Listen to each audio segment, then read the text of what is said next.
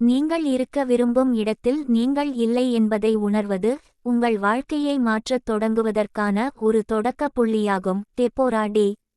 இந்த மேற்கோளின் பொருள்: வளர்ச்சியை நோக்கிய முதல் படி நேர்மையான சுய விழிப்புணர்வுதான் என்பதை இந்த மேற்கோள் கற்பிக்கிறது.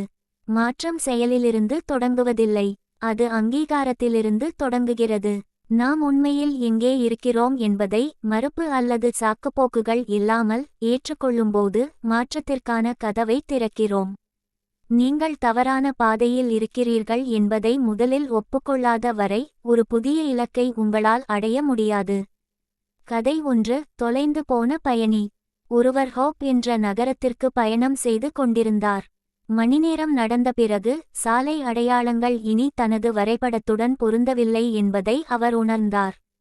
முதலில் அவர் அதை புறக்கணித்து, நான் எப்படியும் சென்றடைந்து விடுவேன் என்று தனக்குத்தானே சொல்லிக்கொண்டு நடந்தார். அவர் நின்று, நான் தொலைந்துவிட்டேன் என்று ஒப்புக்கொண்டபோதுதான் அவர் வழி கேட்டார். இறுதியாக தனது இலக்கை அடைந்தார். பாடம்: நான் இருக்க விரும்பும் இடத்தில் நான் இல்லை என்பதை ஒப்புக்கொள்வது தோல்வி அல்ல, அது ஞானம். கதை 2. சராசரி மாணவி. ஒரு மாணவி தொடர்ந்து குறைந்த மதிப்பெண்களை பெற்று வந்தாள், ஆனால் ஆசிரியர்கள், நண்பர்கள் மற்றும் அதிர்ஷ்டத்தின் மீது பழி சுமத்தினாள். ஒரு நாள் அவள் தனது மதிப்பெண் பட்டியலை பார்த்து நேர்மையாகச் சொன்னாள், இது நான் விரும்பும் எதிர்காலம் அல்ல.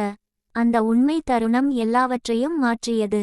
அவள் உதவி கேட்டாள், ஒரு படிப்பு திட்டத்தை உருவாக்கினாள், மெதுவாக முன்னேறினாள்.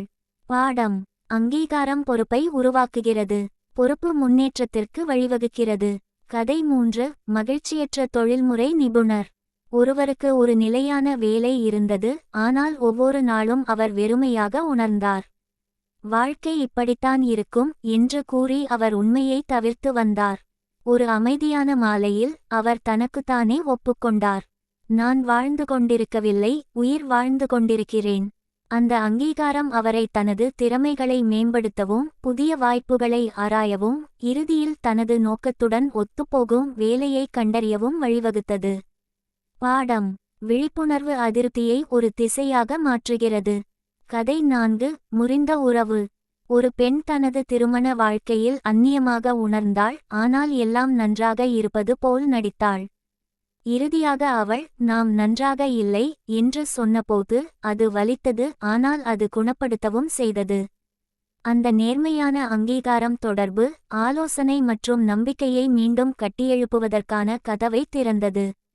பாடம்: யதார்த்தத்தை புறக்கணிப்பது வலியை நீட்டிக்கிறது, அதை அங்கீகரிப்பது குணப்படுத்துதலை அழைக்கிறது.